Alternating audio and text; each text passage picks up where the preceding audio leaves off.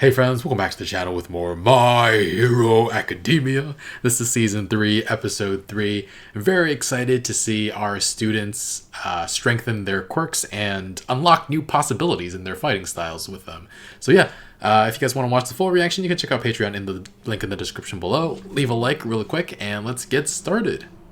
So YouTube has been blocking my reactions to My Hero Academia, so the rest of this video is just going to be the commentary, but you can still see the reaction in the link in the description below. We're going to do this for the rest of Season 3. I'll tinker around with Season 4 when I get to it to see if I can get around the copyright issue, but not too optimistic about that. But again, you can check it out still, and let's get on to the commentary. The villains are here. Our students really can't catch a break, can they? I mean, we got a break because the league didn't mess with our students directly for too much of the second season, but for some of these kids, it's their third encounter with real villains since they started school. The fourth time for Deku because there was the USJ incident, Stain, Shigaraki, and now these guys from the League of Villains. And now Koda's in trouble too. I didn't think anyone would just happen to show up where he was. This place is huge, there's a whole forest, there's mountain ranges. What are the chances somebody just happens to find him? Unless they were looking for him. And why would they do that though? And how would they find the exact specific location he is? How would they know? I don't know. Deku brought food for Koda earlier in the episode, and we learned from that conversation that his parents were the water hose heroes. And we see a wet hole in the wall at Koda's secret hideout. Feels like even though he hates quirks and the society built upon them, he comes here to let out his quirk in frustration and anger. Probably hasn't trained his quirk well enough to be to hold off whatever villain is there until help comes. So hopefully, I know Deku knows for sure where he is. I'm not sure if Mandalay, Pixie Bob, Tiger, and Ragdoll know where he is. I don't know if they followed him at any point just to make sure they keep eyes on him. And the villains, there are 10 of them, I believe. I think Dabi said there were 7, but 3 hadn't arrived yet. So they attacked the next day when probably the other 3 had arrived. So 10 versus 6 teachers/heroes and 40 students. I think if they fought just head-to-head, the students and teachers would win, but that's not what this is about. Heroes are always at a disadvantage. If even one kid is seriously injured, kidnapped, or killed, it's a loss for the heroes, even if all the villains are killed or captured. So, yeah, I actually don't know if they'll even let the kids fight. I mean, 1B has zero real-life combat experience, I think, and some of them might not be prepared for it. So this is a bad situation. Like I said earlier, I want to assume the Wild Pussycats know where Koda is, but just let him go because they understand his feelings. Hopefully they can get to him or send someone to get him. Pixie Bob unfortunately has already been caught, and they need to defend the students as well, so very horrifying ending to an otherwise super fun episode actually. It started with Vlad giving a pep talk to 1B saying that he wants them to pull ahead of 1A next semester. Seems unlikely, but it's interesting that he also cares about that kind of thing too. Maybe Monoma got it from him and took it much further. Farther? Farther is for figurative distance, and further is for literal farther. Yeah, there we go. But yeah, there's a guy whose head is just a speech bubble in their class, which, crazy how nature does something like that. Feels like kind of a useless quirk, unless there's something more to it though. I don't know. I'm curious which of them were let in on recommendation from 1B. I feel like the most prominent characters so far have been Shiozaki, Kendo, Tetsu, and Monoma. At least those are the ones with the most screen time. I feel like Todoroki and Momo are 2 of the smarter ones in 1A, so maybe that holds true for 1B as well. That would definitely rule out Monoma and Tetsu. No offense to them. Also, Tetsu has nearly the same quirk as Hiroshima, so it wouldn't make sense for one of them to be let in on recommendation and the other one to not. So it could be Kendo and Shiozaki, but until they actually tell us who they are, I think it's too early to know. I definitely want to learn more about 1B though. And it was fun seeing 1A strengthen their quirks, and with some very creative methods. Bakugo putting his hands in boiling water, Todoroki switching between ice and fire. I love how Koda's training is just yelling as loudly as he possibly can. Kaminari running electricity through a high-capacity battery. And Tenyo was just running across all the screens while people were training. It was pretty amusing. Tokoyami training in the dark cave. Revelry in the dark. Freaking revelry in the dark. He was so happy to play in the dark. I feel like he probably has an affinity for the darkness, and he's always enjoyed being in the darkness, but everybody's always like, oh, we have to go home like after school and stuff, so he never gets to play with anybody in the dark, and that's why he's so excited about revelry in the dark. Eraserhead also mentioned that Momo uses lipids to create things with her quirk. He said that at the beginning of the season, and I'm not sure if we knew that last season at any point, but it's a cool little detail. So we see her stuffing her face while creating stuff. I wish I had her quirk, honestly. You'd never have to worry about getting fat, and you could just eat whatever you wanted. Well, you have to watch out for high cholesterol probably, and heart disease and diabetes, but you won't suffer the side effects from being overweight. That's a huge plus. And we're formally introduced to the rest of the Pussycats. We've got Mandalay talking about fulfilling feline fantasies again, and then 2 very cute cat girls, and then Tiger. I suppose he's someone's fantasy for sure, but yeah, one of these is not like the other. Their quirks are all super interesting though, and honestly, a few of them are super broken, I feel like. Mandalay's telepathy, being able to speak with... It's only one way, but she's able to speak with whoever. I don't know what the distance range on that is, but for instance, if she was present at the USJ incident, she could have called All Might instantly. Unfortunately, she was not around back then.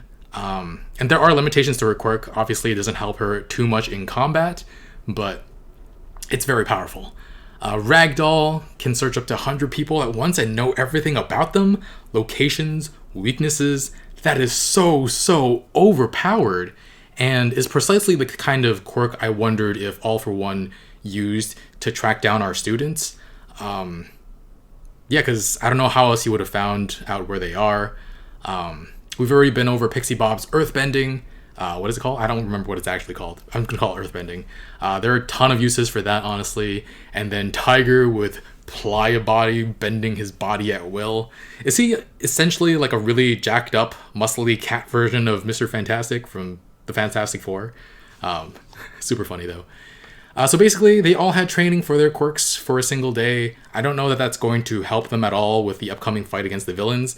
Actually, the fact that they're cramming so much training in such a short camp might mean that they're actually exhausted and might not be in fighting condition. So, I'm sorry, I can't get over the fact that the teachers didn't train their students quirk for the entire semester and then just started training them all out during the summer. It's just ridiculous. But yeah, like I get they needed to tackle their weakest point, which is they haven't had any exposure to technical hero stuffing, but to neglect quirks altogether, it just bothers me so much. Anyway, it was fun seeing the kids make curry too. Bakugo blowing up the stove instead of lighting a fire. I thought he was good with control. I thought he was better with that. We see Todoroki smile as he lights a fire for some of his classmates. It's really nice. He was so cold for so long to everybody, and now he has friends and can have a good time with them. Kind of warms your heart a little bit. Without him actually using his fire quirk, he's warming people's hearts. And then Hanta Sero's comment about Momo's quirk. The more I eat, the more I can create. Like how poop works. Frickin' Hanta Sero, dude. Momo was so sad and dejected after that. And Jiro like straight up punched Sero and told him to apologize. I think she was the one to berate Kaminari also when he said that the hero killer was pretty cool right in front of Tenya. So, I don't know, even though Jiro kind of looks like the punk rock type and all that, she's really actually like really sweet and cares about people's feelings. She's attuned to people's feelings, so I like Jiro more and more, my point is. And the test of courage is another tradition for Japan that I've heard about but don't know too much about. I say another Japanese tradition because last episode it was like the public bathhouses.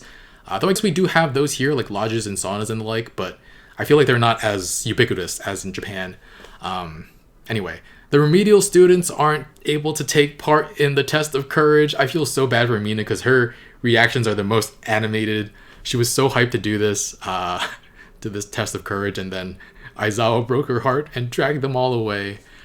Tokoyami, like I said before, was super excited.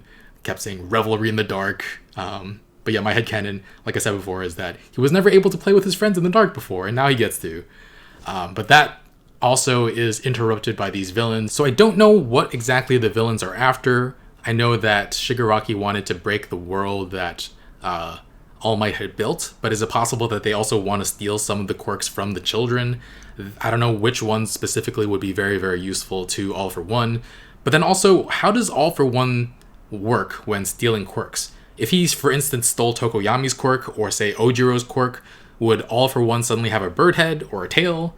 And what happens if he stole quirks from multiple people whose quirks made their heads into something different, right? I don't know, because... and then would Tokoyami have like a standard human head afterwards? It's weird to think about. But anyway, they start the test of courage, which coincidentally is a perfect excuse to separate all our students. The remedials are back at the lodge. 1B is everywhere throughout the forest, and 1A is somewhat split up too because some of them already went forward in pairs. So at least 5 teams had already gone ahead because Sue and Uruaka had already gone, and they were Team 5. So yeah, everybody split apart everywhere, which I don't know if the League of Villains anticipated that or waited for an opening like that before they attacked, but it's bad. And we did get a flashback of Koda, not Kota, Koda, scaring Bakugo and Todoroki. It was kind of hilarious. They were like, they're like shaking a little bit, but not really. And then the villains attacked. One had poisonous gas. Kendo recognized it in a second and was quickly able to cover up Koda. So go Kendo, she's awesome.